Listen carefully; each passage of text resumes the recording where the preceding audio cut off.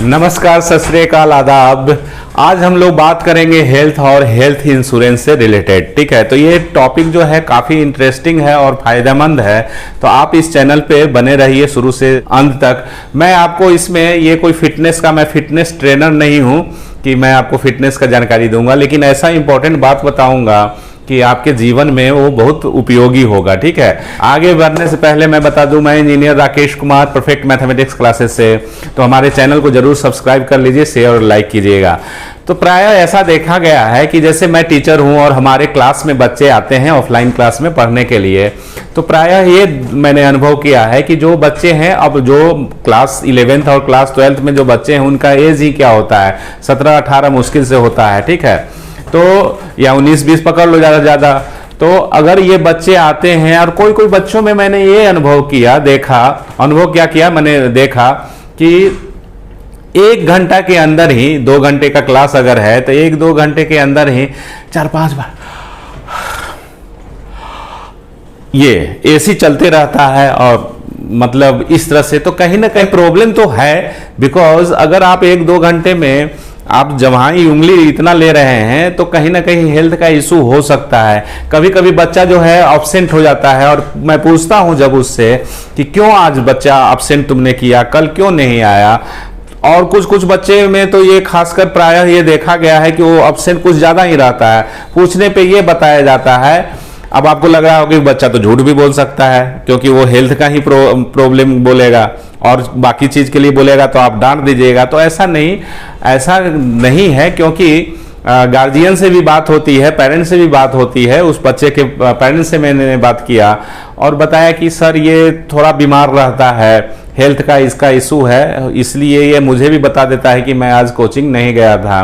तो बच्चों में भी कहीं ना कहीं हेल्थ इशू आ रहा है। उसका एक रीज़न है क्या कि वो दिन भर सोशल साइट पे बिजी रहते हैं। पहला तो ये है, सोशल साइट पे बिजी रहते हैं, चाहे वो इंस्टाग्राम हो या फेसबुक हो या यूट्यूब हो, जो भी हो। यूट्यूब तो थोड़ा ठीक है, पढ़ने लिखने वाला भी वीडियो देखा जा सकता है इस पर। तो इंस्टाग्राम तो फालतू है क्या उसमें, है ना।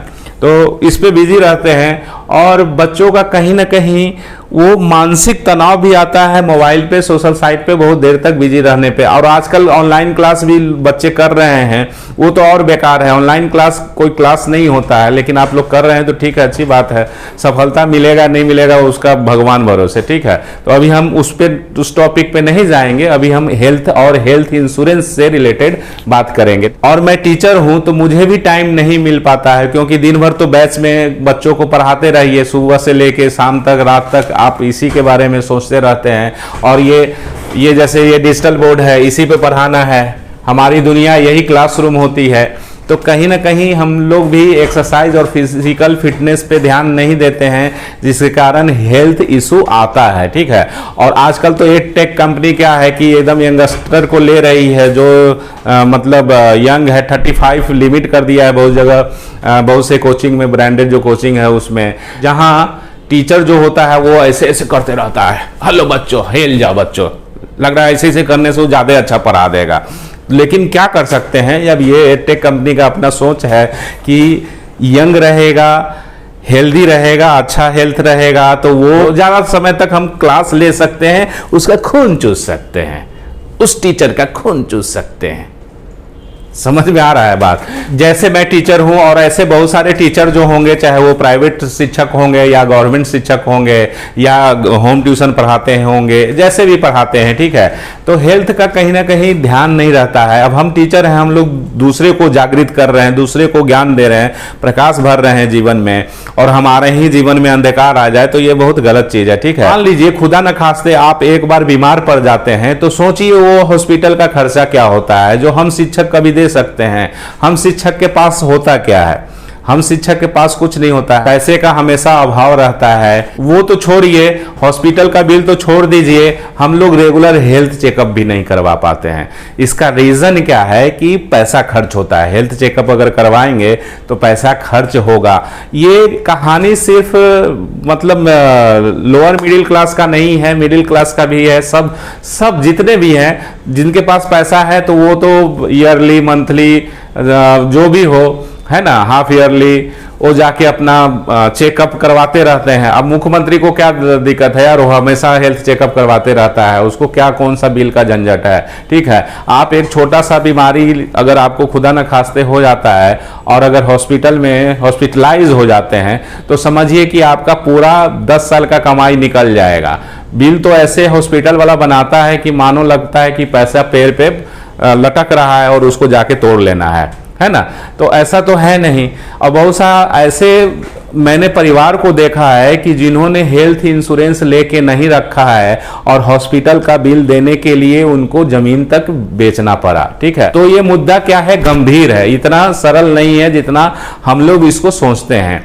तो इसीलिए हेल्थ इंश्योरेंस के बारे में मैं आपको चर्चा कर रहा हूं।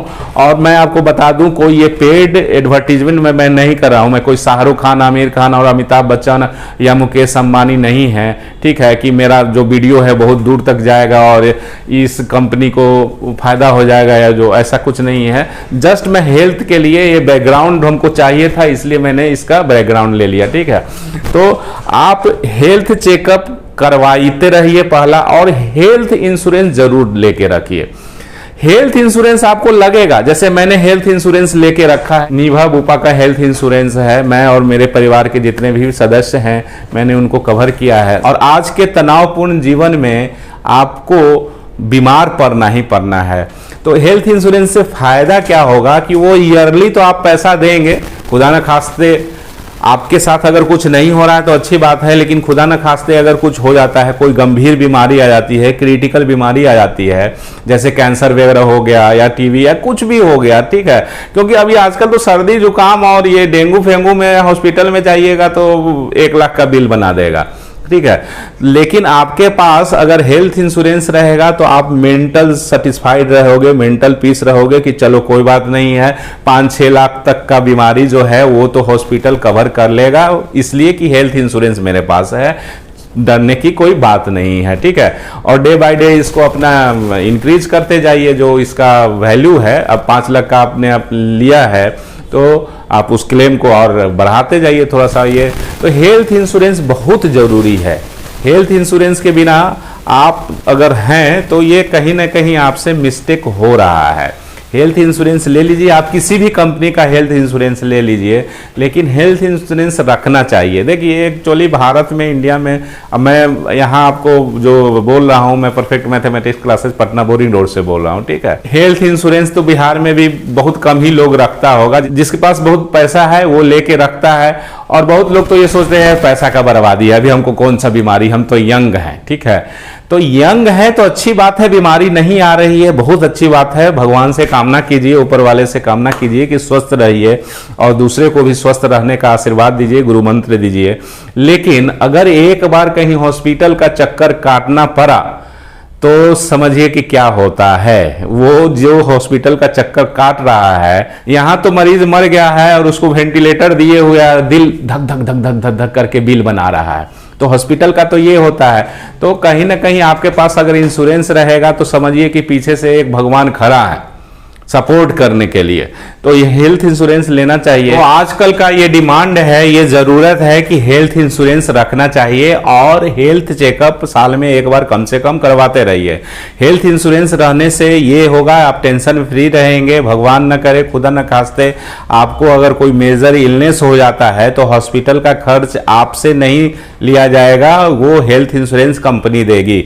तो कहीं ना कहीं ये जीवन में बहुत ज्यादा जरूरी है और हम टीचर लोगों के लिए तो बहुत जरूरी है। ठीक है, मुझे तो लगता है, इसलिए मैं 10 साल से करीब ये हेल्थ इंश्योरेंस रखा हूं और उसको कंटिन्यू कर रहा हूं और मुझे कहीं बहुत बार उसका फायदा भी मिला है। जो कैशलेस हॉस्पिटल है उसमें तो फायदा होता ही है, जो कैशलेस हॉस्पिटल नहीं है उसमें भी आप वहां से रिपोर्ट लीजिए, सारा चीज लीजिए, डॉक्यूमेंट्स लीजिए, उसको अप्लाई कर दीजिए और क्लेम सेटलमेंट आपका हो जाए। % तक क्लेम सेटलमेंट हो जाता है, तो बहुत बड़ा अमाउंट है ना। ठीक है, बहुत बड़ा अमाउंट आपको इंश्योरेंस कंपनी दे रही है और उसके एवज में हम लोग साल में क्या दे रहे हैं, है ना।